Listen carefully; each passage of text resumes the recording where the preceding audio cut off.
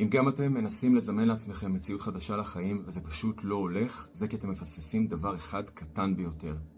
רוב האנשים מסתכלים על זימון מציאות ואומרים, אני אדמיין שיש לי הרבה כסף, אני אדמיין שיש לי אהבה, אני אדמיין שיש הרבה אנשים סביבי, אני אדמיין שאני חי בהגשמה שלי, בעבודה של החיים שלי.